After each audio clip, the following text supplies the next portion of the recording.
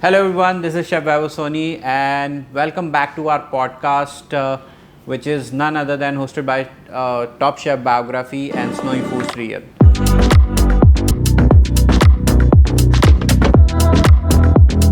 So today we have someone special at our studio again who is the master in culinary operation and Indian flavors. He stands tall among the accomplished culinary consultant, known for his deep-rooted expertise in none other than Indian cuisine and in restaurant operations. Having worked in elite hotels, luxury kitchens, he has transited into the consultancy for a mission to uplift the Indian restaurant scene with structured culinary experience and giving an excellence over it. So, as a consultant, he has worked with both boutique ventures, large scale hospitality groups.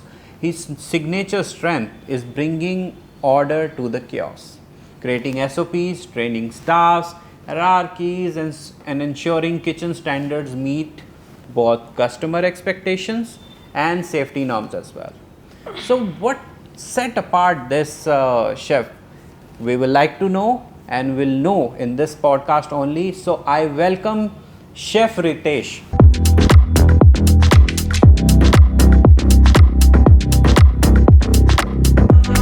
Chef Ritesh, please, thank you so much for coming to our podcast and to our channel. Thank you so for much. having me, Chef, and really thank you for such a brilliant introduction. It really Thank you. is nice to hear good things about you and some kind of recognition. Really, thank you, Chef, for having me here. Chef, I believe everything is earned. So whatever I've said is like you have earned over the years, I believe. So Such an honor to hear this, Chef. Really, thank you. Thank you so much, Chef. So, Chef, I know about you, but my audience also would like to know about you for sure. So, again, as I always say, we have to know the past so that we know what exactly the person has gone through over the years or what the hurdles he has faced to to become what he is right now. And now he's changing life for so many other the chefs, or I will say the learners, or even the hospitality trend where the new hotels and restaurants are coming in being. So he is one of the part of it. So what exactly is that, chef? So let's go back to actually where all it started. Your schooling, where are you from, and how you entered into the culinary world and all of that. So please do let us know. So, Chef, where all it started? So it's, I guess, it started right from birth. So I was born and brought up in Bombay. Okay. But my family was not originally from Bombay. So my family had shifted from Delhi, as in my dad's side from Bombay, and then dad got married to my mom in Indore. Okay. So my mom is Indore, and we all know that both these cities are known for their food culture in the northern hemisphere of India, along with few other cities as well. And Bombay was just picking up, in its diversity, culture, etc. So I had a lot of lovely exposure with food at my home itself. Matlab, I don't remember a dull day with food, at all. मतलब मेरे घर में शायद food को celebrate every day किया जाता था, every meal पे किया जाता था. ये नहीं कि खाली त्यौहार बार में ही कर रहे हैं या शादियों में कर रहे हैं. सो आई गेस वो इनहेरिटेंस ही वैसा मिला है कि खाने से बड़ा प्यार रहा है. सो फूड का कल्चर घर का बड़ा अच्छा रहा है हमेशा.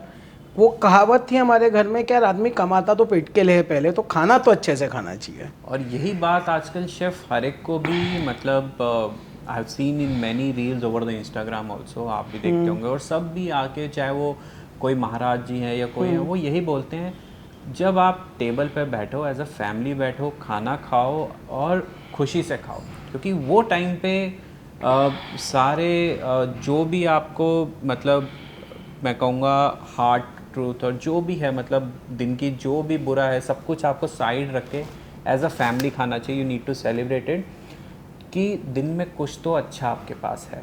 तो हम तो वीकेंड के लिए वेट नहीं करते थे हमारा. तो और उस ज़माने में शायद वो कल्चर ही था ना कि मतलब बड़ी जॉइंट फैमिलीज हुआ करती थी, स्पेशली नॉर्थ इंडियन कल्चर्स में. तो हमारे यहाँ पे भी वही थी. सो शाम को पापा वगैरह आ जाया करते थे, हम स्कूल ट्यूशन निपटा के आ जाया करते थे खेल खुल के. तो डिनर्स तो फैमिली इवेंट ही होता था. It was like an event. तो जस्ट यहाँ पे एक सेकंड, मैं यार like now you said like a joint family, तो एक बार में कितने लोग बैठ के खाते थे? हमारा परिवार था करीबन 10-11 लोगों का शेफ, और 3 जनरेशन रहती थी एक साथ। नाइस। सो हर एक के अपने चॉइसेस, उसमें पापा वगैरह बगैर अनियन गार्लिक का खाते थे, वो टिपिकल दिल्ली बनिया कल्चर वाली कम्युनिटी से आने। रिलीजियस बिलीफ नहीं था वो उनका, था वो नहीं खाते हैं, बोलते हमने कभी नहीं कहा, हम नहीं खाते। बिल्कुल। तो उनके लिए भी खाना बनता था, हमारे लिए भी बनता था, और 3 जनरेशन के 3 अलग पैलेट थे। बट हमारे घर की फीमेल्स ने उसको हमेशा ध्यान में रखा कि नहीं सबको खुश रखना है। बिकॉज शेफ़ बनने के बाद वो मैंने स्टेटमेंट पढ़ा, you are what you eat and all of that. But I guess हमारे यहाँ पे वो बिलीव करते थे कि यार दिन भर मेहनत करके जब लोग आ रहे हैं तो रात का खाना तो कम से कम इतना अच्छे से खिला के इन्हें सुलाओ ताकि इनको सुकून मिले। तो वो खाने में सुकून था घर में, कल्चर में। सो खाना खाने का शौक़ भी था, खाना पकाने का शौक़ भी इसलिए आता था बिकॉज आपने थोड़ी देर पहले महाराज वगैरह का नाम लिया, तो घर के जब बड़े फंक्शंस होते थे तो हमारे सोसाइटीज़ में स्पेसेस थी, गार्डन्स वगैरह थे, तो हमारे वहाँ पे कुछ फ्लैट्स भी खाली रहते थे या छोटा सा एरिया रहता था, तो महाराज वगैरह आया करते थे हमारे, ट्रेडिशनल महाराज वगैरह। तो उस वक्त उन इवेंट्स में हमने क्या देखा, खाना बनाना, खाना खिलाना जिसे परोसना कहते हैं, वो भी कितना इम्पोर्टेंट है। तो हॉस्पिटैलिटी की शुरुआत ना घर से ही हुई है। एंड शेफ फिर आपने कुछ और कभी नहीं सोचा, डायरेक्टली यू वांटेड? नहीं, ऐसा नहीं था। I will be very honest, ये I don't want to glamorise it. I was a science student. मतलब बॉम्बे में तो क्या ना 10th के बाद आप कॉलेज में चले जाते हैं ना, तो मैंने साइंस लिया था and I was doing pretty well. I passed out also with good marks etcetera. मेरा तो एडमिशन भी हुआ था इंजीनियरिंग कॉलेज में, बट पता नहीं मेरे को था यार मेरे को नहीं जाना है, मेरे को कुछ F&B इंडस्ट्री में करना है। और लकीली ऐसा हुआ था कि मेरे नेबर में एक शेफ़ है जो आज काफ़ी रिनाउंड शेफ़ है, वो द वेरी बिग ब्रांड, वो उनके कॉर्पोरेट शेफ़ है। उन्होंने HM ज्वाइन कर रखा था। ओके। सो उनको 2 साल 2.5 साल हो चुके थे कुछ तो, और वो नेक्स्ट डोर नेबर ही थे मेरे। तो मैंने बोला यार भैया थोड़ा मम्मी पापा से बात करो ना, मेरा मन नहीं है। तो उन्होंने आए, बात किए, फिर कॉलेज लेकर गए, सब दिखाया कराया, प्रिंसिपल वगैरह से मिलाया कराया। तो उन्होंने समझाया कि इसको इसके मर्ज़ी का करने दो और ये खुश रहेगा, बिकॉज ये अच्छा भी है इसमें। बिकॉज हमारे बचपन में हमारे बिल्डिंग में ना सेलिब्रेशंस बड़े होते थे, गणपति, नवरात्रि, वो सब। तो उसमें भी ना मैं बड़ा वो खाने के स्टॉल्स वगैरह जब लगते थे ना, मैं बड़ा भैया लोग कैसा लगा रहता था। मेरे को बहुत मज़ा आता था, और कुछ नहीं, वो खाने के अराउंड रहता था मैं। तो भैया ने थोड़ा सा मम्मी पापा को समझाया, दे लाइक ठीक है करो अपनी मर्ज़ी का, बस खुश है ना। और इतना ज़रूर बोला कि जो कर रहे हो अच्छे से करना। फिर सो ग्लैड कि मतलब आपको पता था एग्जैक्टली आपका पैशन क्या है और आप सही टाइम पे मूव आउट कर गए वहाँ से। वो definitely for that. And then फिर वहाँ से हुआ, एंड देन लकीली बोलते हैं शायद things start failing on to its plates. तो हम जितने भी शेफ्स है जब HM करते हैं हम लोग, हमारा मेन एक्सपोजर जो इंडस्ट्री में इंटर्नशिप का होता है। बिल्कुल। अब मेरा तो एक साथ 6 महीने का जो इंटर्नशिप हुआ उस वक्त हुआ ताज बॉम्बे में, and that time Taj was celebrating its 100 years. ये once in a lifetime opportunity आप समझो कि यार तुम किसी होटल के 100 साल पूरे होते हुए देख रहे हो, भी इंडिया के सबसे पहले होटल का। तो उस वक्त जो ग्लैमर देखा और जो भी कुछ देखा आज तक वापस कभी नहीं देखने मिला, बिकॉज जाहिर सी बात है हर दूसरे दिन तो कोई 100 साल पूरे करता नहीं अपने होटल का। बिल्कुल बिल्कुल सर। वो देखा और काफ़ी एक्सपोजर मिला। और ऑफकोर्स जब IT इंडस्ट्रियल ट्रेनिंग हम करते हैं तो सारे डिपार्टमेंट्स में काम किया मैं, but heart was always in the kitchen. और मुझे ना शेफ सिर्फ खाने से प्यार था इसलिए मैं किचन में नहीं गया। मेरे को ना ताज में जो एक्सपोजर मिला ना, वहाँ पे बिजनेस ऑफ फूड से भी काफ़ी लगाव हुआ। Because Taj as a hotel ना focuses a very well on business, and that is why today it is the biggest company in India and the most valuable hotel brand in the world actually. तो chef वहाँ से क्या कहते हैं, आपने training के बाद पहली ज्वाइनिंग वहीं करी या कहीं? फिर ताज ने एक प्रॉपर्टी टेक ओवर कर ली थी बॉम्बे में ही, जो मेरे कॉलेज के पास ही थी, and that is now called Taj lands and. Okay. So I was the first management trainee in the kitchen for Taj Lands End after my college. Oh, nice. So I went back to Mahal to apply, but they said no, we have taken this property over and we want you to join there. So along with me there was one more guy. There were 2 guys who started as a kitchen management trainee there. और वो luckily मेरे घर के पास भी था, तो I said might as well I'll work here. वो ताज तो मैंने देख ही लिया, स्टैंडर्ड तो वही होने वाले। And Lands End because it was growing up as a hotel, तो काफ़ी कुछ सीखने मिला। मतलब इंडियाज़ फर्स्ट ऑर्गेनिक रेस्टोरेंट वहाँ खुला, India's first proper club launch वहाँ खुला. एंड प्री ओपनिंग में शेफ आई बिलीव सीखने को भी बहुत कुछ मिलता है. वही था वहीं से. तो फिर प्री ओपनिंग की शुरुआत ही पहले जॉब से हुई, अलग अलग डिपार्टमेंट्स की, और पूरी टीम नहीं थी तो सब लोग जोश में थे, काफ़ी सारी चीज़ें हम कर रहे थे. और बैंक्वेट मतलब ताज का बैंक्वेट जो था उसमें काफ़ी अच्छा एक्सपोजर मिला. उस ज़माने में काफ़ी पेज 3 पार्टीज़ हुआ करती थी, काफ़ी सारे channel launches, in fact Kingfisher calendar launches वगैरह भी हमने किए हुए हैं. सो शेफ इसके बाद for how many years you were with Taj? So I was for 2.5 years or something. फिर I was like, let's look at foreign shows. Then I moved to Maldives. Okay. I was with Starwood Hotels W. Okay. Then I moved to Dubai. I was part of pre-opening team of Atlantis, the Palm Dubai. Nice. जिसकी grand opening आज भी if you see it's registered with Guinness Book of World Records. True, that's true. वो सभी को याद आती है. So हुआ क्या ना शेफ, एक्चुअली करियर के स्टार्ट से ना मैंने काफ़ी प्री ओपनिंग्स में काफ़ी काम किया हुआ है.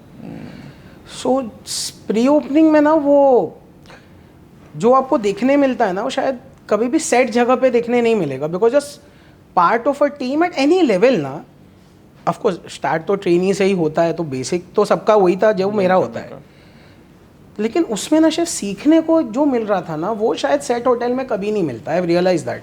वो तो है ही है chef, because you become the pillar I believe to set up the standard if I am right. Right, very true. और अगर आपने वो सही स्टैंडर्ड सेट कर दिए, आई थिंक फिर वो आने वाली जनरेशंस जितनी होती हैं वो फॉलो करती है अनटिल अनलेस कोई बेटर SOP नहीं लेके आता है, विच आई बिलीव सो. तो शेफ आप फिर how you ended up into consultancy, and आपका जो ब्रांड है अगर आप वो भी बताएं ऑडियंस को, what exactly it is called and why you chose this name actually for your brand. So वो कैसे हुआ मतलब consultancy? So chef, actually I formed the company like nearly a year and a half back. Okay. I'm into consulting since 13 years now. Okay. The formation of a company was due since a long time, but then COVID happened and a lot of other things happened, and eventually I got married and I got my own family. So काफ़ी सारी चीज़ें हो रही थी. So I was not able to look into this so seriously. I got it. But then due to the nature of business, I was like, it's high time I form it into a proper company, because now I'm operating internationally also.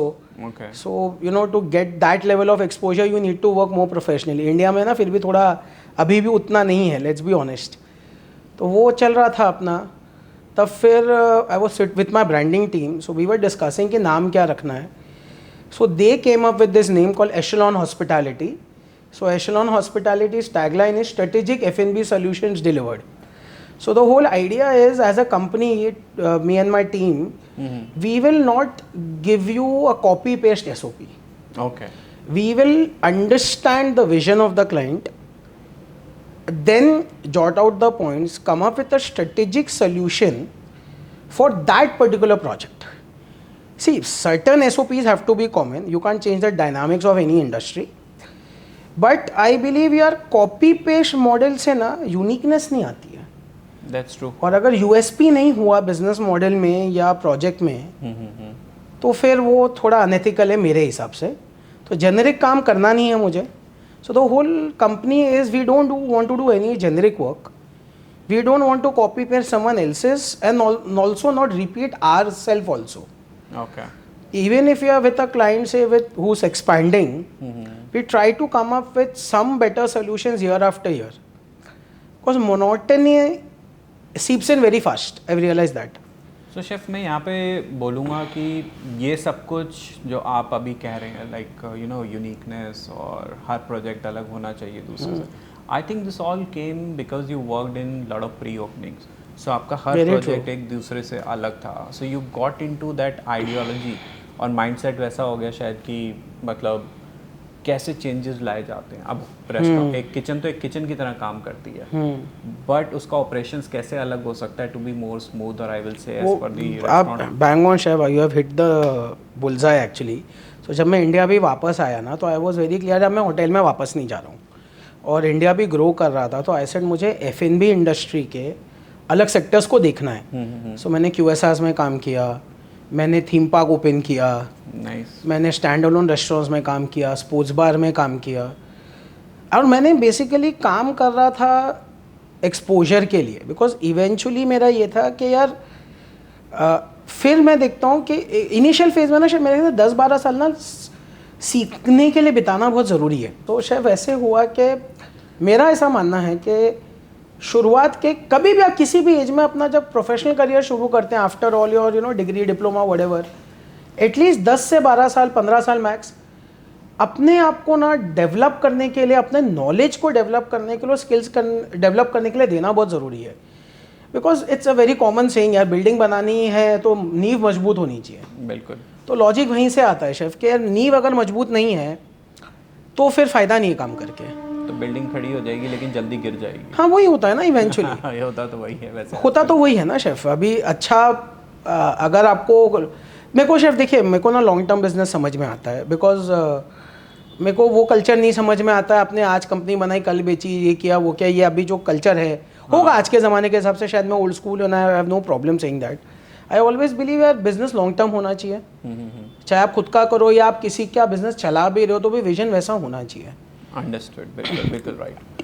So chef ये तो हो गया आपका, थोड़े बहुत आप projects के बारे में बताएंगे, like what all projects you have done और सक्सेसफुली रनिंग, आप अभी किस कंपनी के साथ जुड़े हैं, सो दैट हमारी ऑडियंस को भी पता लगे कि मतलब अगर वो उस रेस्टोरेंट में खाने जा रहे हैं तो वो इनकी देन है कि इन्हों की तरफ से। ना शेफ देन तो मेरे अकेले की तो है नहीं, देखिए साफ बात उधर है, टीम ही होती है, मेरी अपनी एक्सपर्टीज़ है और प्लस रिसोर्स मैनेजमेंट मेरी यूएसपी है मेरे कंपनी की। I really like this word ना, जो आपने अभी टीम का वर्ड यूज़ किया ना, बहुत कम शेफ़ होते हैं जो अपनी टीम को अपने साथ ना जोड़ते हैं। आपने जैसे ही मैंने बोला कि मतलब आप बताइए अपने बारे में, आपने सीधा बोला मैं कहाँ, मतलब टीम भी साथ में। This is I really like it, because मैंने बहुत कम लोगों में देखा, मैंने मिशलिन स्टार्स के साथ भी काम किया है, मैंने उनको भी ना कभी भी, उनमें से कई लोगों को देखा है जो खुद बोलते हैं it is mine only thing, वो टीम नहीं बोलते। माइन कुछ नहीं शेफ, मैं आपको साफ बताता हूँ, मेरा बिलीफ सिस्टम जो रहा है हमेशा से, एक सक्सेसफुल किचन या F&B ऑपरेशन बोल लो ना, ऑर्केस्ट्रा की म्यूज़िक प्ले की तरह होता है। अलग अलग लोग, अलग अलग स्किल सेट के लोग अलग अलग म्यूज़िक पीस बजाते हैं और इंस्ट्रूमेंट बजाते हैं, जो भी उसे कहते हैं, और एक अरेंजर होता है। तो अरेंजर अगर हमारे में देखो तो जो बाकर शेफ खड़ा रहता है काउंटर पे पास पे, you that way, back hand पे हम जैसे लोग काम करते हैं, बट जो लोग लाइन पर है, हम भी थे कभी, तो उसको मेंटेन करना बहुत इंपॉर्टेंट है। बिकॉज अगर एक भी सेक्शन गिर गया ड्यूरिंग सर्विस तो वो बहुत बड़ा प्रॉब्लम है, दोबारा लाइन पे आने में टाइम लगता है। हाँ वो बोला जैसे प्योर म्यूजिक पीस खराब हो जाए, फॉर एग्जांपल किसी के तालमेल ब्रेक हो, किचन सेम तरीके से ऑपरेट होता है। एटलीस्ट मेरा बिलीफ सिस्टम उधर से आता है। बिल्कुल ठीक है, बिल्कुल सर। तो टीम को तो एक्नॉलेज करना ज़रूरी है शेफ। काफ़ी सारे ब्रांड्स हैं, तो मैं अभी कितने ब्रांड्स का नाम लूँ, मैं तो ये इम्पोर्टेंट आप बताएं जो मतलब ऑडियंस कहें कि हाँ next time they should go and try food there. Chef food there से ज़्यादा I would say go for the experience, okay, stay back for the food. So there are quite a few brands that are there. One of my project which I really feel very close to my heart is a brand called Yazoo in Goa. We actually started in Bombay and then we have two in Bombay and other cities as well. But Yazoo Goa was actually the project that gave me the kind of recognition I have today. Oh, nice. That was the project which I did single-handedly. So that one project is very very close to my heart. And अभी कितनी branches हैं chef उसकी? बॉम्बे में 2, इंदौर में 1, चंडीगढ़ में 1, गोवा में 1, and another 3-4 in pipeline. And all of this are managed by you only? No, I consult with them. Okay. But it's managed by the company themselves. And Okay.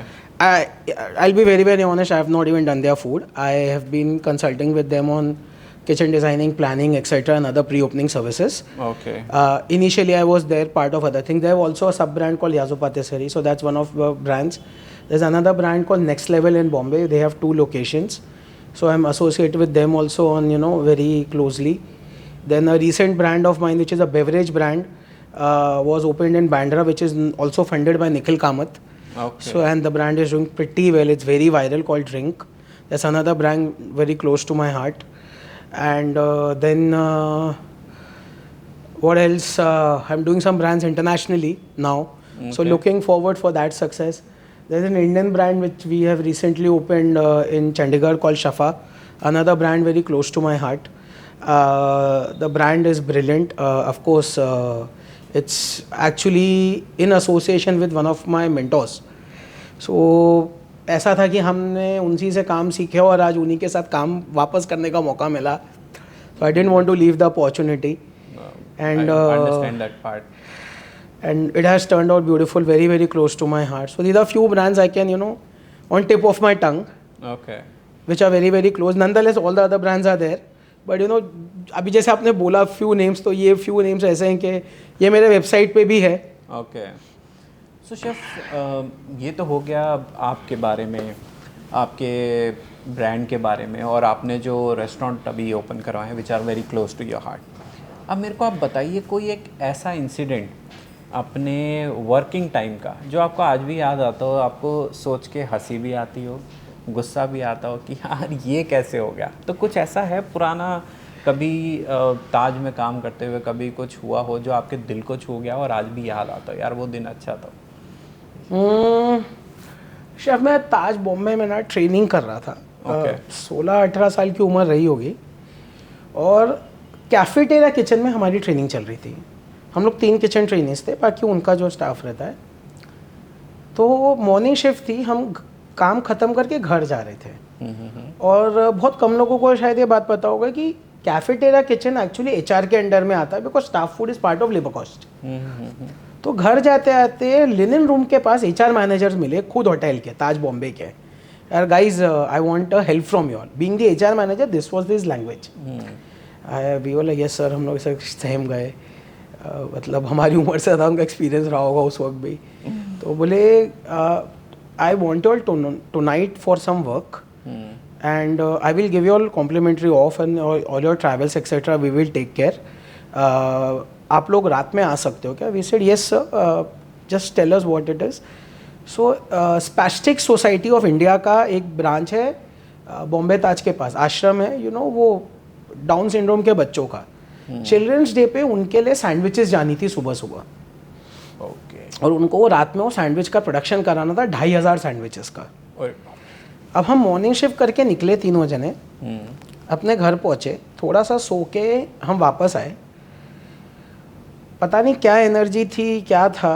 और HR manager साहब खुद भी थे और एक आध कैफ़े की team भी थी, कैफेटेरिया की. बट हम लोग 3 लड़कों ने मिलके 2500 सैंडविचेस शेफ 3 घंटे में निकाल दी. और that was for a noble cause. ना नींद आई ना कुछ हुआ. वो ना शेफ मैं कभी भूल नहीं पाऊँगा कि एक नोबल कॉज के लिए हमको चूज़ किया गया तीनों को. And we also without blinking an eye we were like very very happy doing it. So that one experience stage with me for a very long time. I think chef ऐसी opportunity कम मिलती है, आई आपने करी and वो करते हुए ना you feel good about it. मैं किसी लिए क्या है ना शेफ, खाना बेचना तो रोज का काम है. ये सब कहीं ज़्यादा मिल जाएगा आपको. मिला तो दोनों हाथों से ग्रैब कर लिया उस वक्त. नहीं बिल्कुल बिल्कुल सही कहा. सो शेफ ये तो रहा आपका कंसल्टेंट. अब chef you are into a consultancy like you said from past 13 years you are doing it. And company चाहे you formed it like 1.5 year back, but 13 years से आप कर रहे हैं. सो आपको ओवर द ईयर्स कोई ऐसी चीज़ लगी है मार्केट में जिसमें आज आपको बहुत ज़्यादा एनर्जी वेस्ट करनी पड़ रही है, या बहुत ज़्यादा एनर्जी लग रही है जो पहले नहीं लगती थी अभी लगती है, या कुछ चीज़ें आपको ओवर द टाइम ऐसा भी लगा है कि अब ज़्यादा सुधर गया है, उसमें टाइम नहीं डिवोट होता है, अब दूसरी चीज़ पे होता है. तो ऐसा क्या वो सब चेंज है या कुछ है जो आपने रिकॉग्नाइज किया over the 13 years? That's the best question chef. Seriously chef अभी और भी बहुत आएंगे. ये तो मेरे को बहुत बढ़िया क्वेश्चन है. शेफ मेरे एक्सपीरियंस से मैं साफ बोलूँ, सबसे ज़्यादा बड़ी प्रॉब्लम जो आज के डेट में है is the right task force. Skill set की बहुत कमी है शेफ. ओके. जैसे शेफ आप बताएंगे. सेट की कमी ऐसा है ना शेफ कि आज स्पेसिफिक स्किल सेट्स नहीं मिलते हैं. पहले के ज़माने में ना तंदूर के आदमी 10-10, 15-15, 20-20, 30-30 साल तंदूर पे निकालते थे. हलवाईज निकालते थे, बेकरी पेस्ट्री के शेफ्स निकालते थे. स्पेशलाइज स्किल सेट्स होते थे. वो लिमिटेड काम करते थे, बट जो काम करते थे वो हाथ कोई नहीं पकड़ सकता था उनका. वो कलाकार थे, रियल आर्टिसन. आर्टिसन वर्ड जो आज हम सुनते हैं हमने तो उन कलाकारों से ही काम सीखा है, कारीगरों से। मैं खुद उस्ताद जी से काम किया हुआ ठीक है, तो वो उस्ताद तो खत्म हो चुके हैं। अभी सबको शेफ बनना है, शेफ बनो, पर शेफ की एक जर्नी होती है। बिल्कुल। ठीक है, उसको तय करो, क्योंकि फिर मांग के इज्जत तो मिलेगी नहीं तुम्हें। अब इज्जत कमानी है, जैसे आपने स्टार्ट में ही कहा, तो उसके लिए वो जर्नी तय करनी पड़ेगी। बिल्कुल सही। और 10 चीज़ करके वो होगा नहीं, एक चीज़ को ढंग से करोगे ना तो ज़्यादा बेटर है। सो कहने का मतलब है वही जैक ऑफ ऑल ट्रेड्स बन रहे हैं सब आज की डेट में। वही प्रॉब्लम हो रहा है शेफ, कि एवरीवन इज डूइंग एवरीथिंग। कलाकारों की कमी हो गई है, कारीगरों की कमी हो गई है, और उस वजह से कंसिस्टेंसी की इशू आती है, और फिर बिजनेस से शट डाउन हो जाते हैं। No, so true. But chef इसमें एक चीज़ बताइए, इसमें एक चीज़ तो मैं देखता हूँ कि चलिए स्टाफ ट्रेंड नहीं है प्रॉपरली, सभी जगह काम कर रहे हैं, क्वांटी में भी कर रहा है वही बंदा, इंडियन में भी कर रहा है, तंदूर में भी कर रहा है, लेकिन कई कई बार जैसे अभी नए छोटे रेस्टोरेंट बोलूँगा या मिड स्केल रेस्टोरेंट बोलूँगा, कहीं ना कहीं वहाँ के ओनर्स भी कहते हैं कि आप आ रहे हो, मेरे को यार 4 ही लोग चाहिए जो इधर भी काम कर ले, उधर भी काम कर ले, उधर भी काम कर ले। मैंने बहुत सारी जगह से मेरे को ऐसे कॉल्स आती हैं, मेरे को एक बंदा चाहिए जो ये भी संभाल ले मेरा, और इंडियन भी संभाल ले, और थोड़ा बहुत सैंडविच वगैरह भी निकाल। तो कई बार मेरा भी दिमाग ख़राब होता है कि मतलब आपको एग्जैक्टली चाहिए क्या। तो कहीं ना कहीं आपको क्या लगता है कि वो जो रेस्टोरेंट ओनर्स हैं वो ही इस टास्क फोर्स के लिए जन्म करवा रहे हैं कि मतलब आप इतना मल्टी टैलेंटेड बन जाए। Even like big chains hotel जैसे आप, मैं नाम नहीं लेना चाहूँगा, लेकिन वो भी अपने शेफ्स को घुमाते रहते हैं। मतलब एक साल इसने इधर काम किया, अब दूसरे सेक्शन में फेंक दो, तीसरे में फेंक दो, और 3 सेक्शन हो जाता है। मास्टर किसी का बना नहीं है, पहले नहीं होता था ऐसे, पहले वो 3-3 साल हमने तो नहीं देखा था। हाँ, ये अब भी देख रहा हूँ मैं भी। हाँ, मतलब खुद से इधर से उधर कूद रहे हैं फटाफट से। अब क्या चाह रहे हैं मेरे को भी नहीं पता। तो उसमें आपको क्या लगता है? तो सर शेफ, मुझे क्या लगता है ना, ऐसे देखिए पूरा इकोसिस्टम को सुधारने की ज़रूरत है। व्हेन आई से इकोसिस्टम ना, it's the restaurant owners, it's the service equipment vendor providers हो गए, या इंग्रेडिएंट वेंडर प्रोवाइडर्स हो गए, जो पूरे सिस्टम के साथ लोग जुड़े हुए हैं ना, सबको समझाना बहुत ज़रूरी है। बिकॉज हमारे यहाँ का ना एक माइंडसेट हमेशा से रहा है, more the variety more the business. वो एक प्रॉब्लम है, फोकस नहीं है। बिल्कुल सही। दूसरा, अगर आप देखिए वर्ल्ड में जो भी अपने अगर दूसरी तरफ से बोलूं, छोटा परिवार सुखी परिवार, बिल्कुल सही बात है ना शेफ। देखिए फोकस होना बहुत ज़रूरी है। सही बात, ठीक है ना। मेरा क्या मानना है ना, आज आप यूएस के ब्रांड्स देखते हैं which are the world leaders in F&B, सालों से है। बिल्कुल। आज होटल्स में भी देखोगे तो Marriott is the biggest chain. Focused है शेफ, फोकस हिलता है अगर आप 100 चीज़ें एक बंदे से करवा रहे हो तो, और वो एक ढंग से कर ले तो भी बहुत है। आज यार किसी भी बड़े ब्रांड का हम नाम लेते हैं, मैकडोनल्ड्स है, क्या उसके पास पैसा या नॉलेज नहीं होगा to sell hot dogs and pizzas and fried chicken and everything? नहीं है ना। They know they are very good with burgers, people identify them with burgers, same way people identify Domino's and Pizza Hut with pizzas, KFC with fried chicken, and so on and so forth, Subway with particular style of make your own submarine sandwiches, है ना, compact menu. उसी 4 burgers का combo बना दिया, उसी 4 burgers को सभी में, लेकिन है वही 4 बर्गर्स के नहीं। एक तो वेस्टेज कम है। बिल्कुल। आपको प्रिसाइज मेन्यू रहता है, प्रिसाइज ऑपरेशंस रहता है, आपका capex, opex, turn around time, business का सारी चीज़ें सेट करने के लिए आपको समय मिलता है। And it's not only about QSRs. If like I give you a simple example, right now I am doing a project in US. The deal when I signed, before even signing it, the client was like, Chef, I do not want a menu with more than 70 dishes. Even if it is 71, I will not keep it. Amazing. I mean, I'm glad कि somebody is saying like that. नहीं तो हमारे case में क्या होता है कि we से यू ओनली की 40 एंड जब मेन्यू फाइनल होता है वो 70 तक आ जाता है। एक और क्या होता है ना, लोग समझ नहीं पा रहे हैं। शेफ देखिए, अभी आज यार हम मेन्यू भर देते हैं, वो ना बुकलेट बन जाती है। यार मुझे नहीं समझ में आ रहा है यार, रेस्टोरेंट में आके कोई पढ़ाई लिखाई क्यों करेगा? People are coming out to restaurant to unwind themselves. बिल्कुल। या फिर कोई कॉर्पोरेट मीट के लिए आ रहे हैं, अब वो बैठ के तुम्हारी किताब पढ़ेंगे। यार बुकलेट बन जाती है, मेरे को तो लगता है मैं नॉवल प्रिंट करा रहा हूँ।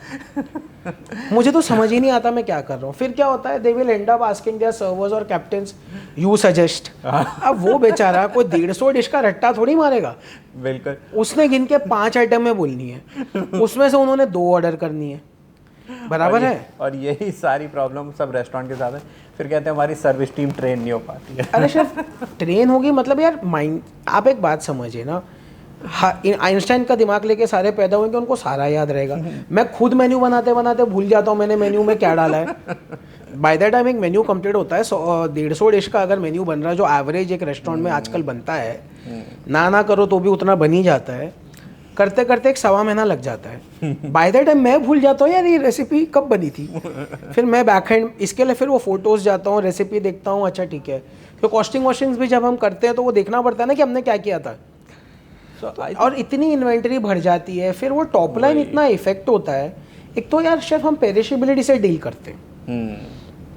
अब इतनी चीज़ों का प्रेप रख रहे हो, उसके लिए एग्जीक्यूट करने के लिए या तो आप स्टाफ रख रहे हो, आप इक्विपमेंट्स रख रहे हो, आप टूल्स रख रहे हो, आप सर्विस वेयर रख रहे हो, इतना कॉम्प्लिकेशन हो जाता है कि फिर वो, और फिर कोई प्रोडक्ट ना जैसे अचानक से कभी ऑर्डर आ गया किचन में, अब ट्रायल के मानो 1.5 महीने बाद वो ऑर्डर अचानक से बच गया कि ओटी प्रिंट पे आ गया, वो बेचारा खुद बोलेगा यार ये क्या बनाया था शेफ के साथ ट्रायल में। बहुत होता है। तब तक हम प्रोजेक्ट में होते भी नहीं है, फिर वो बेचारे जाएंगे रेसिपी, अब मिडिल ऑफ द शिफ्ट ये कर रहे हैं बेचारे, और फिर कंप्लेंट्स, फिर कंप्लेन। सो शेफ अभी जितने भी, जैसे आप, मैं कहूँगा वर्ल्ड में जितने भी नोन रेस्टोरेंट है या वर्ल्ड रिनोन्ड रेस्टोरेंट्स हैं जो मिशेलिन स्टार्स के भी हैं, they have a very concise and crisp menu. Exactly chef. वो कहते हैं क्या कहते हैं, होस्ट मेन्यू, भाई शेफ मेन्यू है, यही मिलेगा, ये 15 डिशेस हैं, आप आइए मेन्यू बुक करिए और ये खा मेरा सिंपल सा लॉजिक क्या है, you need to play to your strength. बिल्कुल। जैसे मैंने म्यूजिक का ही एग्जांपल वापस देते हैं, if you are good at playing guitar, you can't play sitar and violin also just because वो दिखता एक जैसा है। कोई लॉजिक ही नहीं बनता वो चीज़ का। बिल्कुल। तो वो क्यों करना है? राइट। अच्छा, प्रोजेक्ट कॉस्ट जब हम बनाते हैं, ये सब करने के चक्कर में इतना कॉस्ट एनहांस हो जाता है, वर्किंग कैपिटल के लिए पैसा नहीं बचता है। फिर प्रॉब्लम्स आती है यार, वेंडर्स की पेमेंट टाइम पे नहीं हो रही है, ओनर्स खुद घर पैसा नहीं ले जा पा रहे हैं। ये सब नोट करिए, बिकॉज ये जो अभी बता रहे हैं ना, ये कॉमन प्रॉब्लम है हर किसी रेस्टोरेंट चेन की, चाहे वो इंडिया में कहीं पे भी है, और ये पॉइंट्स है जिसकी वजह से आ रही है। मतलब मैं बता रहा हूँ, आपको किसी कंसल्टेंट को हायर करने की ज़रूरत नहीं है, बिकॉज शेफ़ अभी खुद से ही बता रहे हैं ये पॉइंट्स। नहीं तो हमें जाके बताना पड़ता है कि सर आप इसीलिए पीछे जा रहे हैं क्योंकि ये दीज आर द पॉइंट्स। तो प्लीज़ शेफ़, स्टाफ की सैलरीज टाइम पे नहीं दे पाते हैं, फिर वो छोड़ते हैं, फिर आप स्टॉप गैप अरेंजमेंट में किसी को भी ले आते हो, उसको खड़ा कर देते हो, उसको समय नहीं देते हो एक्लेमेटाइज होने का, सेटअप होने का, बिकॉज बिजनेस तो रोज चल रहा है, 7 दिन रेस्टोरेंट खुला है 12-14 घंटे। तो शेफ ये सारी प्रॉब्लम्स को लोग एक्सेप्ट नहीं कर रहे, पता सबको है, पता है, एक्सेप्टेंस और डिनायल मोड में जी रहे हैं। और फिर जब पूछो कि भाई आपका ये मेन्यू बहुत बड़ा है, इसको छोटा करना है, पहले तो बोल देंगे हाँ करते हैं। जब मेन्यू पे बैठिए तो बोलते हैं शेफ़ मेरा ना देखिए ये 26 पोर्शन बिका है महीने का, ये 30 बिका है, 40, तो मुझे लगता है रखना चाहिए भी रखना चाहिए। फिर होता क्या, इन दी एंड मुश्किल से 2-3 आइटम ही आउट हो पाती है, करनी थी 40 आउट, हुई 3 आउट, तो फिर से आपकी इन्वेंट्री हैवी रहेगी। बट इसीलिए अगर आप देखोगे स्टैटिस्टिक्स, तो कितने restaurants 60% are shutting down in the first year. 60 भी आप ना कम बोल रहे हैं मेरे हिसाब से। तो एक एवरेज जो NHRA का साइट पे अगर आप देखने, मतलब इंस्टाग्राम छोटे मोटे तो जो आते ही हैं, छोटे मोटे जो हम रजिस्टर्ड रेस्टोरेंट्स की अगर बात करें तो ये एक एवरेज फिगर आता है। और फिर क्या होता है, then there is a narrative that goes it is the most difficult industry, this that.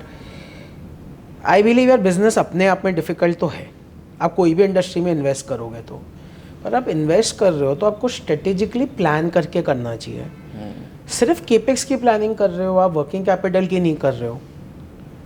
Chef this is all because, एक बार फिर से ज़रा वापस वहीं पे ज़रा कहते हैं ना तार जोड़ते हैं। हाँ, 1-2 साल के एक्सपीरियंस के बाद ही दोबारा खोलने चले गए, नए शेफ्स आ गए, वो सीधा ऊपर एग्जीक्यूटिव, वो तो शेफ है भी नहीं एक्चुअली, उनको शेफ बोलना भी नहीं चाहिए। बिल्कुल, मैं तो वो शेफ वर्ड की तौहीन है। वही तो 2 साल के बाद कोई किसी छोटे रेस्टोरेंट में चला जाता है, उस ओनर का पैसा लग जाता है, वो रेस्टोरेंट बंद हो जाता है। शेफ दुख की बात वही हो रही है ना कि देखिए, एज अ कंसल्टेंट मेरे लिए बहुत इंपॉर्टेंट है कि मेरे प्रोजेक्ट्स की अगर फाइनेंशियल सक्सेस नहीं है तो मैं भी सक्सेसफुल नहीं हूँ। ट्रू, ठीक है ना। See consulting fees is what I get for the work and services that I provide. But the repeat business that I get or the business that I get through referrals and word of mouth is more important for me for my reputation. Now my reputation will come with two ways. One is the reviews and the feedback of that restaurant, and most importantly is the balance sheet of that restaurant, the P&L statements. मैं at least उसमें बहुत दिमाग लगाता हूँ. And I think most of the consultant these days are not looking into, उनका यही होता है खोल दो बाकी पैसे ले लो और चलते बनो. देखिए शेफ, हमारे घर में ना, इसके लिए मैं अपने घर को ही थैंक यू बोलूँगा. अब आई कम फ्रॉम मारवाड़ी बैकग्राउंड में, हम मारवाड़ीज़ हैं, तो हमारे घर में ना पापा वगैरह ने, बड़े भाइयों ने, सब ने ना एक चीज़ हमें ना बचपन से सिखाई है.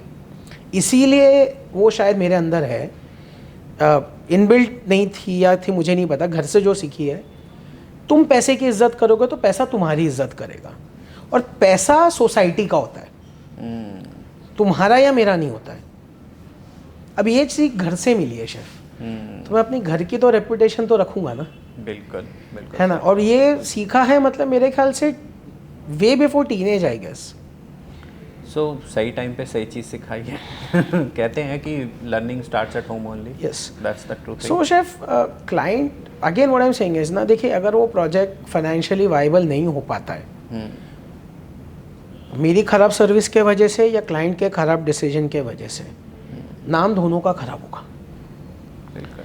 ठीक है. नाम बनाने के लिए शेफ सालों लग जाते हैं, यहाँ पहुँचने के लिए सालों लगे हैं आप जैसी पर्सनालिटी के साथ, और जिस लेवल का आज हम काम कर रहे हैं उसके लिए. Chef, I am glad we are sitting together, you am there. और आज अगर आप सोचो कि नाम खराब करने के लिए क्षण भी काफ़ी है. बिल्कुल शेफ. अभी शेफ एक ना एग्जांपल देता हूँ. मैं सुबह स्टूडियो आ ही रहा था आपके लिए. सो रास्ते में ही मेरे को एक फ़ोन आया. ठीक है. सो कोई लद्दाख में अपना एक कैफ़े खोल रहा है, उसके ड्रीम प्रोजेक्ट है. मतलब वो बार बार मतलब ना दिखता है ना आवाज़ में कि how passionate she is. She is not from this background. अब वो मेरे को बोल रही है कि शेफ़ आप पैनेशियन हो, शेफ़ हो, मेरे को एक स्टाफ चाहिए. मैंने कहा ठीक है, आप प्लीज़ एक मेरे को हेल्प कर दीजिए. मैंने कहा बिल्कुल मिल जाएगी, क्या चार्ज करना, किसी को हेल्प चाहिए तो किसी की नौकरी के लिए. हाँ बिल्कुल सही है. तो मैंने कहा आपको क्या चाहिए. कह रही मेरे को हेड शेफ़ चाहिए. मैं कहा ओके. मैंने कहा ठीक है. मैंने कहा क्या सैलरी ब्रैकेट रहेगा, कितने कवर्स का रेस्टोरेंट है. तो बताया कि 40 कवर का कैफ़े है, तो थोड़ी पैनिशियन डिशेस रहेंगी, स्टाफ रहेगा इतना इतना. मैंने कहा ठीक है. उसने अपनी तरफ से पूरा बना लिया, स्ट्रक्चर बना लिया अपने आप से ही, जबकि बैकग्राउंड से नहीं ऐसे. मैंने कहा ठीक है, तो आप हेड शेफ़ की क्या सैलरी रखेंगे. कह रही है शेफ़ 30 to 35 के, और क्या कहते हैं एकोमोडेशन में दूँगी. अब जब मैंने वो ब्रैकेट सुना ना, अब मैं उसको समझाने की बहुत कोशिश कर रहा हूँ कि जो ये 25-30 हज़ार वाले या 30 वाले जो होते हैं ना, दे वोंट बी मतलब they don't have the capability to handle the kitchen operation as a whole. या वो आपको खाना नहीं वो, और आगे से दे आर कंफर्टिंग मी कि नहीं शेफ मैं भी तो रहूँगी ना वहाँ पे. अब मेरी समझ में नहीं आ रहा कि आप क्या कर लोगे वहाँ पे. तो कई बार हमें भी समझाना भारी हो जाता है. बड़ी मुश्किल से ना 20 मिनट लगे उसको ये समझाने में कि आप किचन से नहीं है. There are levels in kitchen, commis 1, commis 2, commis 3, जिनको ये सब नहीं आता, ऑपरेशंस नहीं आते हैं, एज अ होल मैनेजमेंट नहीं समझ में आती जो आप कर रहे हैं. और बार बार एक ही चीज़ बोल रही, chef I need super quality food, मतलब क्वालिटी मतलब टॉप नॉच होनी चाहिए. अब मैं भी सिर खुजाने को फिर से हो गया कि कैसे आपको मैं समझाऊँ. कल को मैं फिर से एक बंदा दे दूँ और कि मतलब चलो यार ठीक है दे रहे हैं 30-35 में कोई भी दे दो, फिर नाम ख़राब क्या होगा कि वो बंदा ठीक से परफॉर्म नहीं कर पाया. बात वही आती है ना शेफ, विजन सबका ताजमहल का है. हाँ. अब सीधी बात है, ताजमहल बनाना है तो मार्बल भी तो मकराना से लाना है. बराबर विट्रीफाइड टाइल से बनाने जाओगे तो क्या होगा. यही तो परेशानी है. बरसात में गया. चलो ठीक है, मतलब परेशानी वही आती है. So this is what it is chef. ठीक है. अब शेफ जैसे वापस आते हैं इकोसिस्टम पे, मेरे को बड़ा सही लग रहा है वो ना, मतलब वो एक प्रॉब्लम है जो आपने बोली है आज की डेट में. सो शेफ आपको क्या लगता है वो जो इकोसिस्टम में एक प्रॉब्लम कहीं एजुकेशन भी प्ले करता है, क्योंकि बच्चे जो इंस्टीट्यूट में सीखते हैं या उनका माइंडसेट वहाँ पे आजकल नए इंस्टीट्यूट खुल रहे हैं, सारी जगह एंटरप्रेन्योरशिप पहले से सिखाया जाता है, विच इज़ गुड ऑल्सो कि आपको अपना बिजनेस करना है. बट क्या वहाँ पे एक चीज़ कमी रह रही है कि पहले कुछ साल आपको काम करना चाहिए फिर जाना चाहिए, क्या है मतलब वो चीज़, या स्किल सेट? जैसे हम लोगों को ना एक बोला जाता था आपको एक लाइन चूज़ करनी है, पहले तो किचन चाहिए, फ्रंट ऑफिस हाउसकीपिंग या फ्रंट ऑफिस कोई एक चुन लो। हमारे टाइम तो वही था। हाँ, और किचन में भी बोलते थे यार क्या चाहिए, तो कहीं मेरे मैक्सिमम थे जो कि मैं इंडियन शेफ बनूंगा, पता नहीं कहाँ दिमाग में मेरे कीड़ा आ गया था कि नहीं पैन एशियन की तरफ को चलना है। सही है कि मतलब वॉक चलाते हुए मुझे मज़ा आता था, तो मैंने वहाँ से मतलब इधर की तरफ को चला तो उधर ही रहा। तो आपको क्या लगता है उसमें एजुकेशन भी आज की डेट में रोल प्ले करता है कि कैसे, मतलब शेफ मैं किसी को हर्ट करे बगैर एक फ्रैंक स्टेटमेंट दे सकता हूँ? हाँ बिल्कुल शेफ, देखिए it's a discussion, open discussion, वो इसीलिए हो रहा है ताकि पता लगे कि ये प्रॉब्लम परसिस्ट करती है या कुछ है ऐसा। Institutes in India across all industries which require vocational skills are information centers and not education centers anymore. Okay, example कुछ थोड़ा? एग्जाम्पल ऐसा है भाई कि अगर आज हमारी इंडस्ट्री का लेते हैं, 3 साल का कोर्स है, 6 महीना इंटर्नशिप में निकालते हो, 6 महीना लास्ट ईयर का आपका कैंपस इंटरव्यूज़ में निकल जाता है, एग्ज़ाम्स में निकल जाता है, छुट्टियों में निकल जाता है।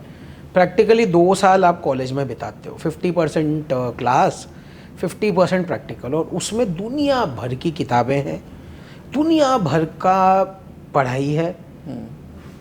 यार इतनी सारी चीज़ें आप सिखा रहे हो, बात वही हो गई ना, वैरायटी है, दुनिया भर की चीज़ें सिखा रहे हो आप उनको, वो कंफ्यूज हो जाते हैं। यार वोकेशनल मतलब हैंड्स ऑन होना बहुत ज़रूरी है। आप किसी भी स्किल में, चाहे वो कलनरी स्किल्स हो, चाहे वो F&B स्किल्स हो, चाहे वो बार स्किल्स हो, चाहे वो बरिस्ता स्किल्स हो, चाहे हाउसकीपिंग स्किल्स हो, आपको अगर सक्सेस भी लेनी है, everyone has to be successful for sure, पर सक्सेस सिर्फ डिग्री डिप्लोमा से नहीं आएगी। आपको काम करवाने आना ज़रूरी है, काम करवाने के लिए काम आना ज़रूरी है।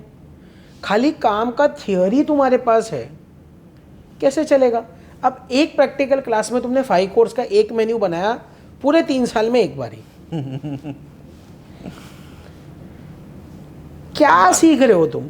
शेफ मैं सिंपल सा एग्जांपल देता हूँ। मैं जैसे कहा, मैं ताज लैंडसेट में जब था, अब हैट्स ऑफ टू दो शेफ्स, यू नो, मतलब आज वो कहीं मिल नहीं रहे ऐसे शेफ्स, पता नहीं कहाँ चले गए, इंडस्ट्री को क्या तकलीफ आई है। मैं अपना ही एग्जांपल देता हूँ।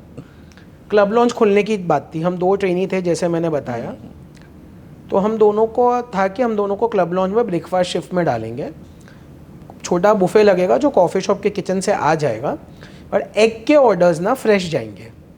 अब क्लब में सबसे महंगे रूम, महंगे स्वीट, सबसे महंगे guest, I serve best of the people there, I to serve mister Tata himself there, so you can imagine such an honour. अब वो एग कुकिंग दिखती बड़ी आसान थी।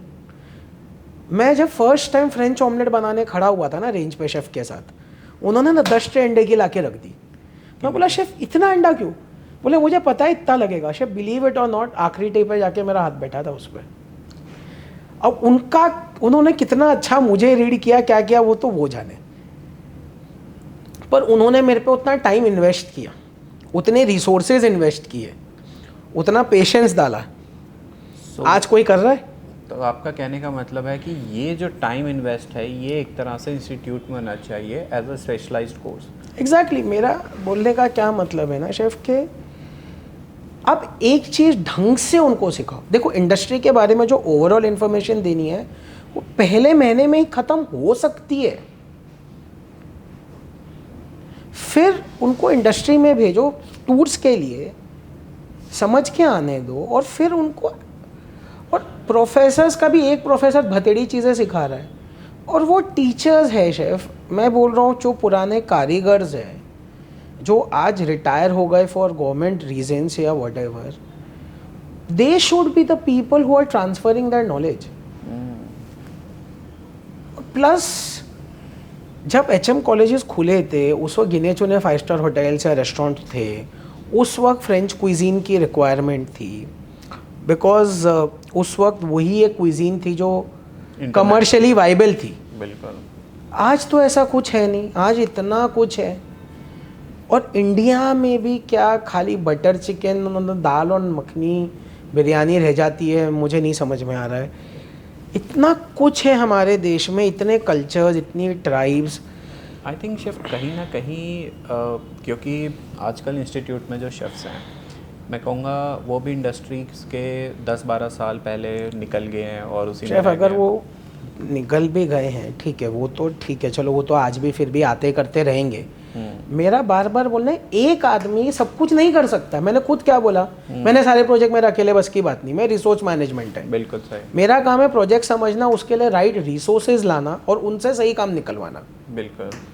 मेरा मेन काम वही है chef, you know, connecting all the dots together, and that should be, that's the whole thing. मैं Yeah, सब करते that's the नहीं way. बैठ सकता हूँ, इट इज, वो प्रोजेक्ट कभी खुलेगा ही नहीं। शेफ अभी एक रिसेंट एग्जांपल देता हूँ। देखिए मैं असिस्टेंट डायरेक्टर भी रहा हूँ कलनरी क्या कहते हैं इंडियन स्कूल ऑफ हॉस्पिटैलिटी में। मैं लकॉर्दो में एडजंट फैकल्टी भी हूँ। ओ नाइस। एंड अभी जस्ट NCHM सिटी जो हमारे टूरिज्म है, जितने IHMs हैं, आई थिंक कहीं ना कहीं उन्होंने रियलाइज़ किया है। एंड जस्ट अभी 4 सितंबर की बात कर रहा हूँ मैं। ओके, मैंने दैट्स अभी too early. for all the chefs from all the IHMs, 40 chefs came and I took their Thai class because कहीं ना कहीं अब मुझे लगता है इंस्टीट्यूट्स को भी लग रहा है कि the Pan Asian is also becoming a major part और सिखाना चाहिए. So they called up various Pan Asian experts from all over India to conduct classes for these 40 chefs so that they can teach to students. That's nice, but one question. उन्होंने तो एक ही बार बनाया. बस exactly my point. मेरा तो आपका क्या कहने का बोलना मतलब है कि ना हम जैसे शेफ्स को वहाँ जाना चाहिए? नहीं, मैं शेफ्स को नहीं जाना चाहिए, कारीगरों को जाना चाहिए। ओके, शेफ्स को जाना चाहिए शेफ स्किल सिखाने, बिल्कुल, कलिनरी स्किल सिखाने, कलिनरी एक्सपर्ट्स को जाना चाहिए। बस जिसका जो काम में अच्छा है उसे वहाँ होना बहुत ज़रूरी है। या तो उनके पास जाके सीखो या वो तुम्हें आके सिखाए, वो इकोसिस्टम जैसे बैठाना है वो बहुत ज़रूरी है शेफ़। जब तक वो नहीं होगा ना, ये प्रॉब्लम कभी नहीं सॉल्व होगी। और bigger hotel chains, bigger restaurant chains, bigger QSR chains, bigger F&B giants, it's high time if they want to grow their businesses, they need to have their own institutes now where they are teaching about, like Haldiram is doing. oh good, Yes. exactly, हाँ, Yeah, Haldiram is doing. Noida में उनका है, बिल्कुल. because see chef, that's the vision and that is why it is India's biggest F&B company ना। Yeah. आज मैं तो हल्दीराम को जानता नहीं हूँ, हाँ. पर अगर वो ये कर रहे हैं तो आप ये समझ रहे हो कि उन्होंने ये सोच लिया है, उनके पास वो विजन है। I think 2-3 years से they have started their own institute जहाँ पे वो बंदे लेके आते हैं जो पढ़े लिखे भी नहीं हैं, उनको ट्रेनिंग देते हैं कारीगर बनने के लिए कि वो हमारी नमकीन और वो सब वैसा बना सके। देखिए जैसा मेरा हम तो चाहते मानना हैं. क्या है, काम करने के लिए पढ़ाई लिखाई की ज़रूरत नहीं है, काम करवाने के लिए है। तो पहले कारीगरी सीख लो, किसी एक चीज़ में महारत हासिल करो, फिर दूसरे में जाओ, तीसरे में जाओ, और धीरे धीरे ना काम कैसे करवाते हैं, बिजनेस कैसे ऑपरेट होता है। सी एक चीज़ है, weather you want to be at an HOD or a higher management level with any big organization, or you want to be an entrepreneur, whether it's your like mine is an MSME, entrepreneur बनने के लिए या वो level पे जाने के लिए you need to have an enterprising skills in with you and leadership skills with you. उसकी ट्रेनिंग यार 16-17 साल की उम्र के बच्चों को आप दे भी दोगे तो अप्लाई करने के लिए उनको 35 तक रुकना पड़ेगा। To get any experience in बराबर है, बिल्कुल. तो फिर वो फिनिशिंग स्कूल्स होने चाहिए ना उसके लिए। कहने का मतलब है डिग्री अलग करने के बाद वोकेशनल कोर्सेज आप करिए, जब आपको लगता है now you are ready to go in step into the market you do. मैंने बहुत से शेफ्स को देखा है, they are brilliant in the kitchen but absolutely zero business brains. मतलब उनको समझता ही नहीं है कि यार बिल्कुल. कॉस्ट ऑफ ऑपरेशंस क्या है, कॉस्ट ऑफ सेटअप क्या है। इतना ईगो आ जाता है कुछ साल के सक्सेस के बाद। सी कलिनरी स्किल्स हो या सर्विस स्किल्स हो, जो भी स्किल्स है, दोनों ना डिपार्टमेंट्स अलग होने चाहिए। काम करने वाले लोग और काम को चलाने वाले लोग ना अलग होने चाहिए। वो है भी chef, I believe so. But कितने लोगों को ये समझ रहा है शेफ? आप देखिए ना, percentage of failures percentage of success से ज़्यादा है। जिनको समझ रहा है वही सक्सेस कर पा रहे हैं। बट ये ग्रास रूट लेवल से प्रॉब्लम है शेफ। जब तक एजुकेशन में ये इन डेप्थ रिफॉर्म नहीं आएगा ना, मैं आपको प्रैक्टिकल एग्जांपल जो मैंने एक्सपीरियंस किया है मैं वो बताता हूँ, मैं क्यों इस पे एम्फेसाइज कर रहा हूँ। बहुत साल पहले मुंबई एयरपोर्ट पे मैं ऑपरेट करता था, I was a second hand command in the kitchen. हमको ना स्टाफ एयरपोर्ट के लिए मिल नहीं रहा था, बिकॉज एयरपोर्ट पे ज्वाइन करने के ना बहुत प्रोटोकॉल्स होते हैं। हमने एयरपोर्ट पे टर्मिनल के अंदर काम करने वाले ना क्लीनिंग स्टाफ को हमारे कंपनी में हायर किया और उनको ना छोटी छोटी स्किल पे ट्रेन किया, पास्ता बॉईल करने में, वेजिटेबल कटिंग में, डोसा बनाने में, पराठा बनाने में। हमने उनके पीछे ना शेफ वो डाला, बिकॉज हमको स्टाफ मिल नहीं रहा था। हमने हमारा training module as a team define किया और वो नॉलेज पास ऑन किया। शेफ वो 4-6 महीने की मेहनत थी। After that there was no looking back. आज इंटरनेशनल कंपनीज इंडिया आती है तो क्या सारी टीम बाहर से लाती है? यहाँ पे ही लोगों को हायर करके उनको क्रूम करते हैं, ट्रेन करते हैं, उन पर टाइम और पैसा इन्वेस्ट करते हैं और हमारी कंपनी से ज़्यादा लेके जाते हैं। फिर हम बोलते हैं कि हमारा बाहर की कंपनी आके हम पे रूल कर रही है। ये सब हम करने में बड़े एक्सपर्ट है, लेकिन उनसे हम सीख रहे नहीं हैं। सो सिंपली अगर मैं कहना चाहूँ कि ट्रेनिंग मॉड्यूल जो है वो इस तरह से डिफाइन होना चाहिए कि वो एक पर्टिकुलर टास्क को कंप्लीशन करे बस। एग्जैक्टली। और देखा जाए और मतलब जो इंडिविजुअल है जैसे मैं हूँ या कुछ भी है, उनको समझना चाहिए कि भाई ये ट्रेनिंग मॉड्यूल पे उनको ज़्यादा फोकस करना है या करने सारे हैं, लेकिन ये जो है मेरे को आगे लेके जाएगा और मुझे इसी पे सबसे पहले तो शेफ लोगों को ना training and learning and development को ना एक्सपेंस की जगह इन्वेस्टमेंट समझना चाहिए। राइट। सबसे पहली प्रॉब्लम तो ये है, लोग उसमें ही नहीं टाइम देना चाहते और हर टाइप के ट्रेनर्स होते हैं। आज मैं सिर्फ किचन की भी बात नहीं करूँ, सर्विस और हॉस्पिटैलिटी के बीच का डिफरेंस खत्म हो गया। ट्रू यार, हॉस्पिटैलिटी इंडिया गवर्नमेंट ने इनक्रेडिबल इंडिया लॉन्च किया है। उसकी टैगलाइन है पधारो हमारे देश। हम राजस्थान से आते हैं, ये हमारे राजस्थान की लाइन है। जब गवर्नमेंट ऑफ इंडिया कह रही है पधारो हमारे देश, अतिथि देवो भव इंडिया से निकला है, we are the one of the most hospitable countries in the world. हमारे यहीं हॉस्पिटैलिटी खत्म हो रही है। Menu was presented, bill was presented, अभी रख के चले जाते हैं। एक एक्सपीरियंस मेरा था शेफ, एक छोटा सा एग्जांपल देता हूँ ना। अभी पहले के ज़माने में हॉस्पिटैलिटी पे इन्फोसिस था, आज ख़त्म हो गया। मैं मेरा ही छोटा एग्जांपल देता हूँ। रेस्टोरेंट में हम बैठे थे, 2 जने, हमने विस्की ऑर्डर करी, साथ में पानी मांगा। वो कहते सर पानी तो रखा है टेबल पे। ओके। अब वो पी के हमने झूठा रखा था, बेसिकली विस्की के लिए हमें बॉटल ऑर्डर चाहिए था, बट वो इंक्लिनेशन ही नहीं है। अब ये सब काम ख़त्म करने वाली बात हो रही है। तो ट्रेनिंग एंड डेवलपमेंट कितना इंपॉर्टेंट है, और इंस्टीट्यूट्स में तो खास करके है। वोकेशनल डिप्लोमा कोर्सेज बहुत ज़रूरी है, और specially from the people from the lower background of the society, जो बेचारे काम ही करेंगे इंडस्ट्री में, उनको ज़्यादा एस्पिरेशंस है भी नहीं। समझ गया। वहाँ पे फोकस जब तक नहीं होगा ना शेफ, वर्क नहीं होगा। देखिए, वोकेशनल कोर्सेज की बहुत ज़रूरत है, specially with Indian culinary techniques and cuisine. आज हलवाई स्किल्स ख़त्म हो चुकी है। बिल्कुल, बहुत मुश्किल से। पेस्ट्री शेफ सबको बनना है, no disrespect to anyone, but Indian confectionery is the oldest in the world. And I believe same is for Indian food as well. आज इंडिया में शेफ इतना क्विजीन्स है, इतने कल्चर्स है, इतने टाइप का खाना है, डोसे में हज़ारों वैरायटीज़ मिल जाती है। इंडियन हलवाई की भी अगर मैं बात करूँ तो बंगाल, उड़ीसा, यूपी, बिहार, राजस्थान, हर पंजाब, सिंध, सब जगह का फ्लेवर प्रोफाइल अलग है, सब जगह की स्किल सेट्स अलग है, कहीं नहीं सिखा रहा है कोई। शेफ एक और पॉइंट मैं कहना चाहूँगा, मेरे को बताइएगा कि सही हूँ गलत हूँ। देखिए आजकल क्या हो गया है कि होटल्स में आपने देखा होगा फूड फेस्टिवल्स बहुत ज़्यादा सेलिब्रेट हो रहे हैं हर कोई तरह। पहले नहीं होता था, पहले होता था तो इंटरनली ही शेफ्स बना लेते थे, क्यों नहीं, स्पेशल बंदा एक होता था। आज की डेट में क्या है कि कोई महारत नहीं है और कोई भी बोलता है यार गुजराती फूड करते हैं। अब वैसे तो सब इंडियन खाना बनाने वाले हैं, लेकिन गुजराती फूड नहीं करेगा, वो कहेंगे हमारी महारत ही नहीं है।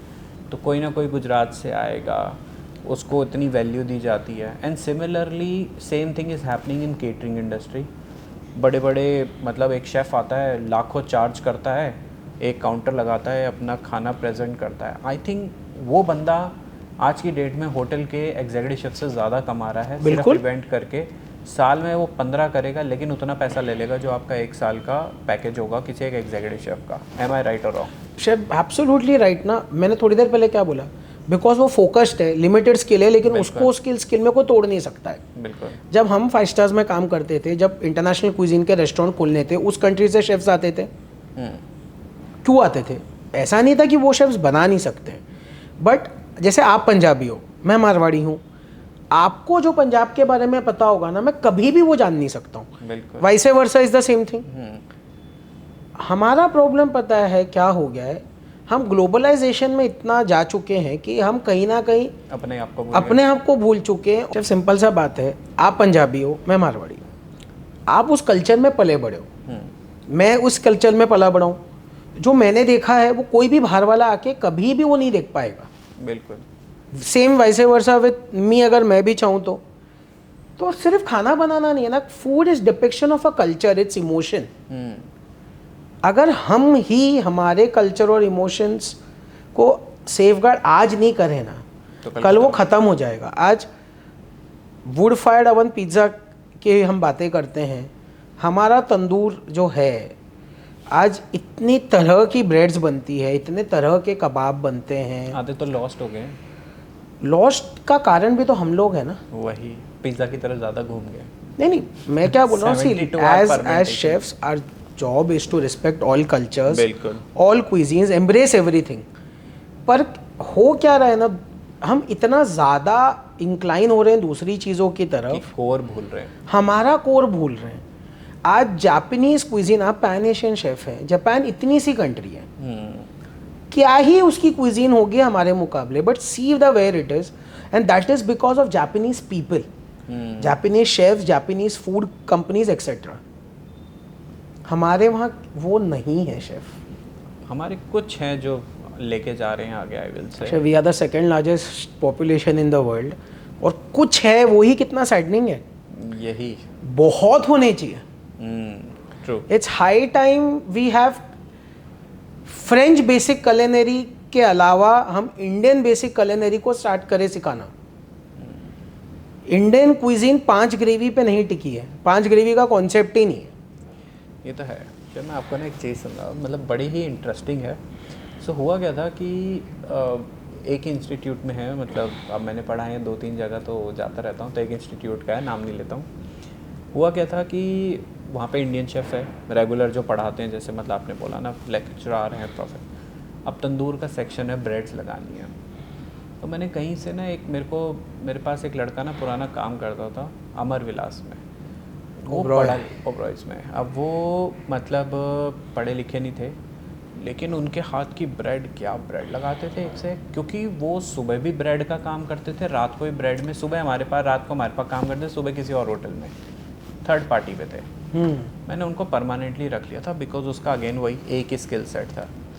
अब जिस दिन ना मतलब प्रोफेसर ने ली जाके क्लास, ठीक है, तो बच्चों में इंटरेस्ट मैंने देखा कुछ है नहीं, ऐसे मैंने रिक्वेस्ट करी कि एक बार इनको क्लास लेने दीजिए, आप सिर्फ बोलिएगा, समझाइएगा, क्योंकि इंग्लिश में वो नहीं बेचारा बोल सकता, लेकिन हाँ वो स्किल सारा दिखाएगा। लेकिन आप मानेंगे नहीं, उस दिन प्रोफेसर भी चुपचाप खड़ा रहा।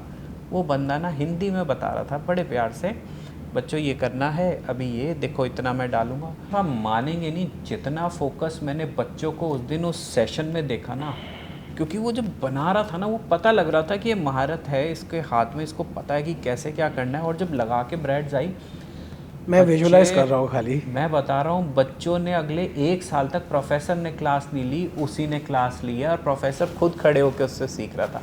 आई think this is what is missing. मैंने आपको थोड़ी देर पहले क्या बोला, हाँ, कारीगर ही कारीगरी सिखा सकते हैं। बिल्कुल। शेफ्स बहुत और चीज़ें सिखा सकते हैं। आज जैसे और कॉस्ट हो गया, बाकी सारी चीज़ें, आज हम बैठे हैं, सच अ लवली सेटअप, ठीक है। आपको लगता है मैंने किचन डिज़ाइनिंग कॉलेज में सीखी होगी, मल्टीपल इक्विपमेंट्स कैसे बनते हैं कॉलेज में सीखा रहेगा, नहीं ना। और हर चीज़ कॉलेज में सीखी भी नहीं जा सकती है, बट वो मैंने करियर के बहुत साल बाद खुद को ट्रेन करना था।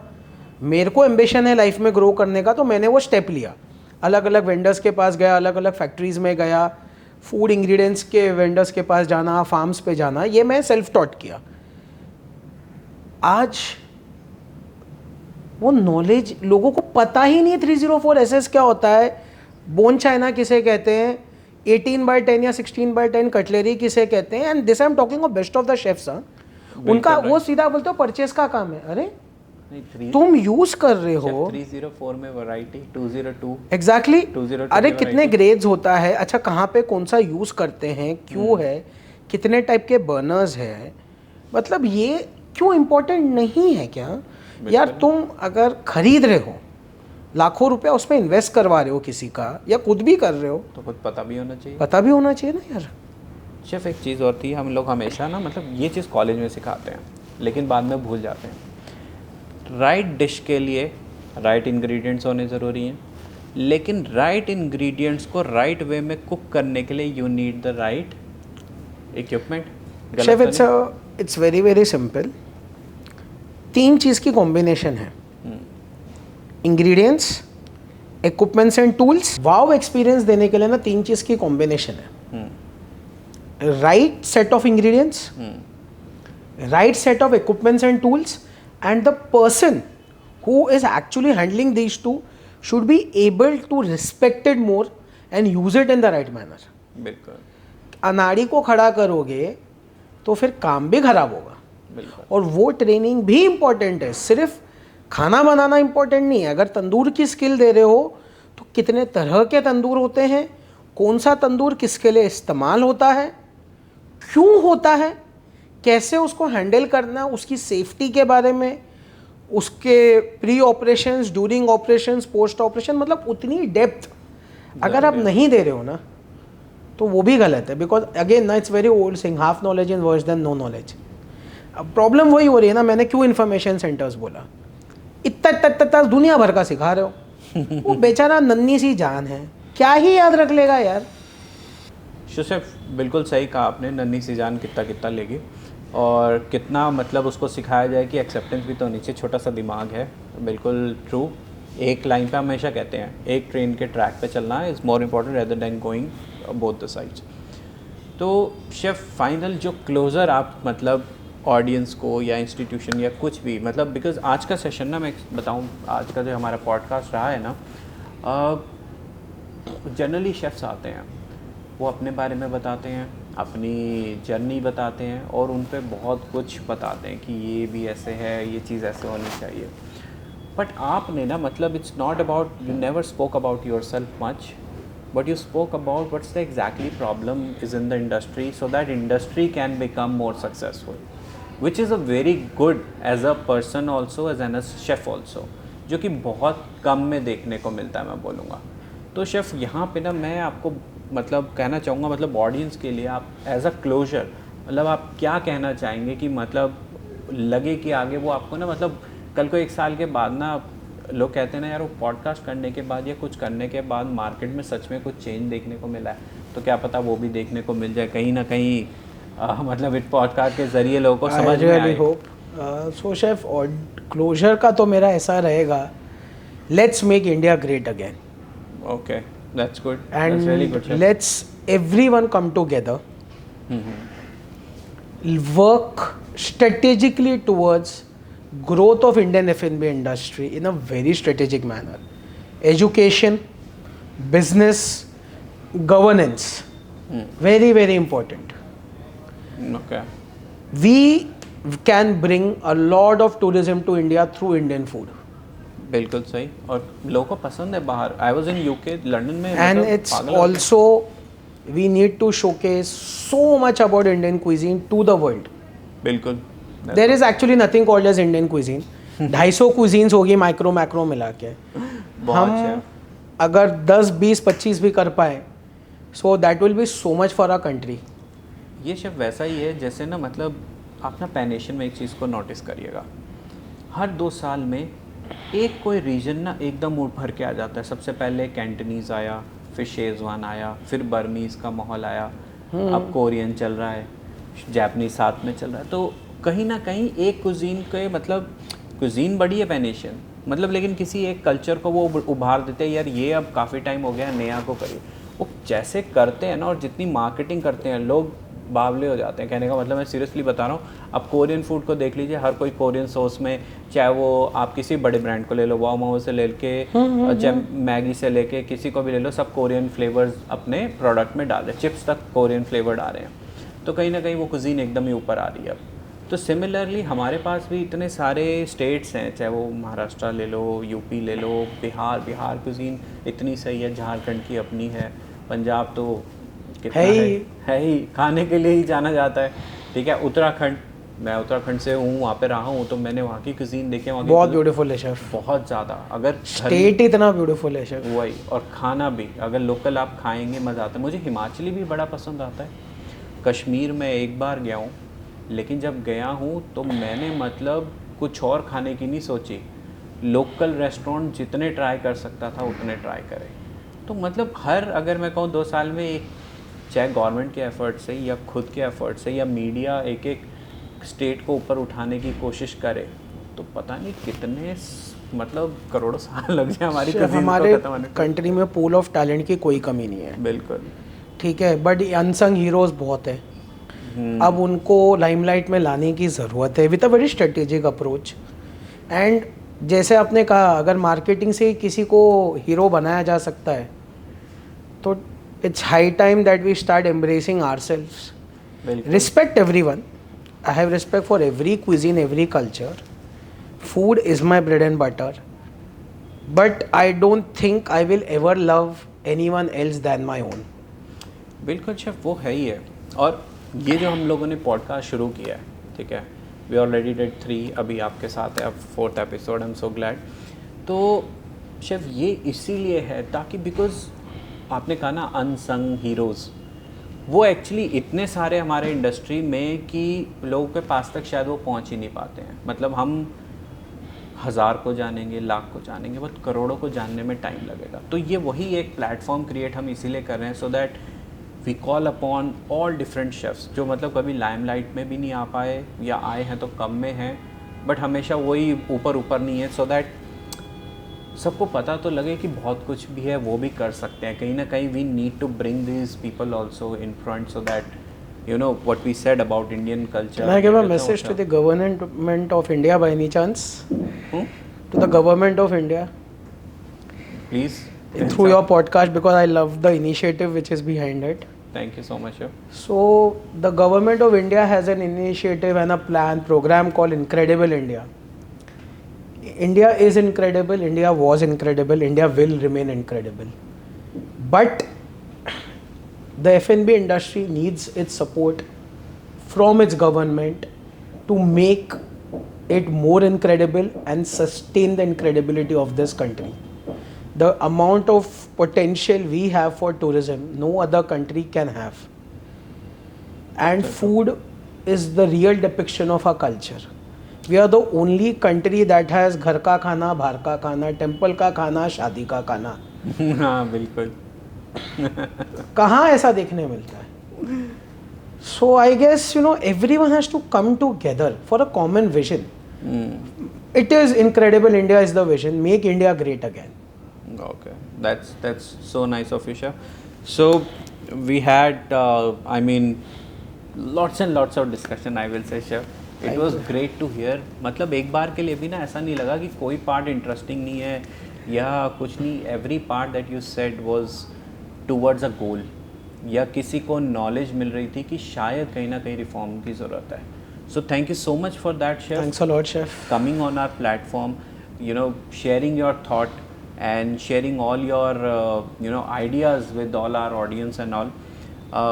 Thank you once again for coming, and thank you so much, guys. And please, I will say ki like, subscribe our channel, because we are here to bring you all the chefs actually. So with your support only we can keep on going this platform जो शुरू किया है, जो आज तक नहीं था कभी. And I started it with a vision from Top Chef Biography कि ताकि we can bring in all the chefs on this platform so that they can share their thought process with you. So do like, subscribe our channel. You will be waiting for us. Please do like, subscribe our channel, and we'll bring you more and more chefs on this platform so that they can share their vision with you. Thank you so much. Shabba khair and namaste.